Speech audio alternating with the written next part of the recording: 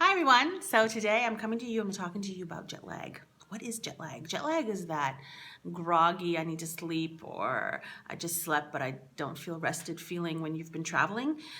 It's basically a physiological response. It's just when you fly over too many time zones for your body to be able to adjust. We all have an internal body clock. It's also called the circadian rhythm. It's set by two things. It's set by light and it's set by the times that we eat our meals. So, with that principle in mind, before you fly, you really want to prepare your body and your mind as much as you possibly can. So, about 3 to 5 days before you depart, before you catch your flight, you want to go to bed about a half hour to an hour earlier than you normally do. You also kind of want to adjust your meals. So you really almost have to pretend that you are already at your destination, right? You kind of have to preset your body before you actually board the plane. So try to get to bed about an hour before you normally do. If you're flying east, you have to wake up a little earlier. If you're flying west, you have a little space you can sleep in. Um, Now, also when choosing flights, if you can, choose the flights on Tuesdays and Wednesdays. They're generally quieter. Also choose a flight overnight, also called a red eye. That way you can sleep on the plane.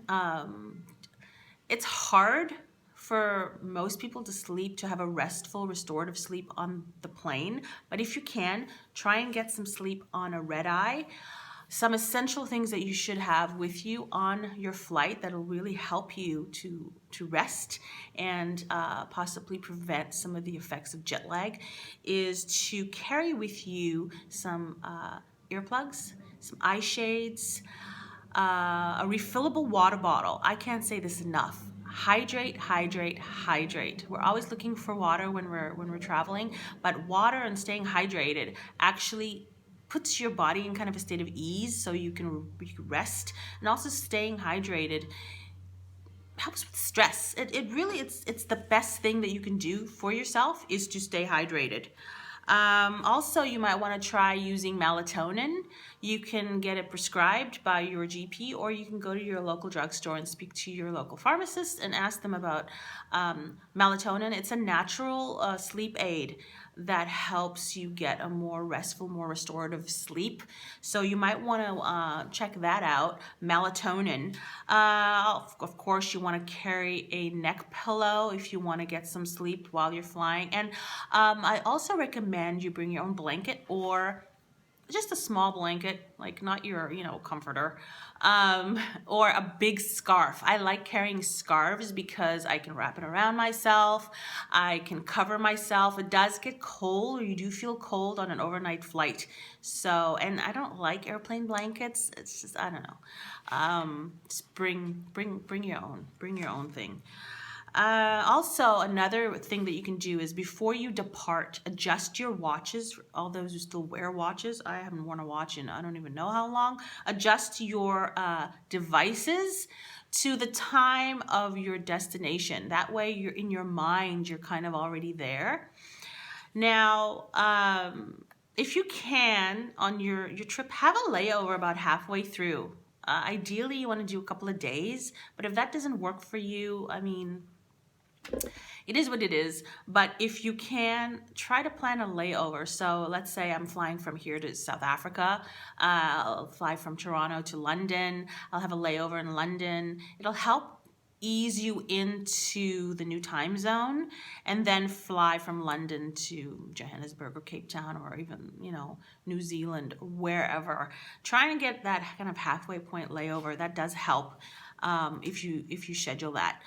Business travelers, see if you can get your company to upgrade you to business class. It'll help you sleep more comfortably, and try to plan your trip so that you arrive at your business destination at least a day before your big meeting.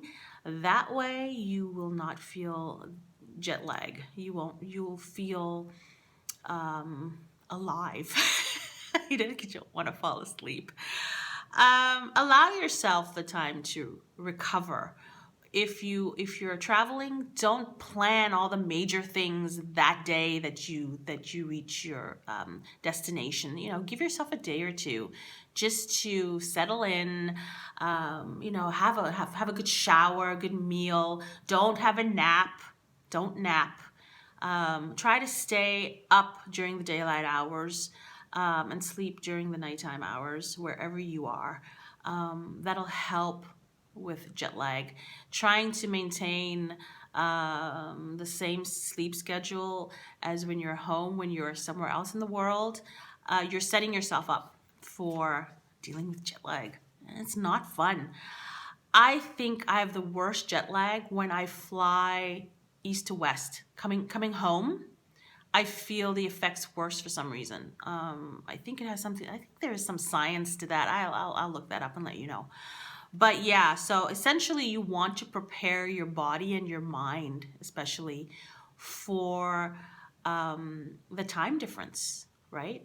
So that you don't have to deal with the effects of jet lag, that feeling of just groggy, dragging your feet. You won't enjoy your trip as much if you feel that way. So set yourself up for success, for not having to deal with that when you are gone. And when you come back as well is a little bit more challenging. But you know, you could use the same principle more or less. Once you're ready to depart, set your watch or your phone to home time, right? And kind of get your mind back into that time zone where you are sleeping, when it'll be light at home and you have your meals at that time. Also, when you're on a plane, keep your meals light. Don't eat too much. I mean, you have to sit most of the time anyway. If you can, walk up and down aisles. Try not to stay seated the whole flight.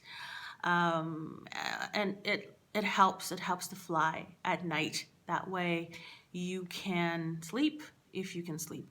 Last month I talked about noise canceling headphones. Those things are a lifesaver. If you can, get yourself a set of noise canceling headphones. It'll help. It'll help you sleep.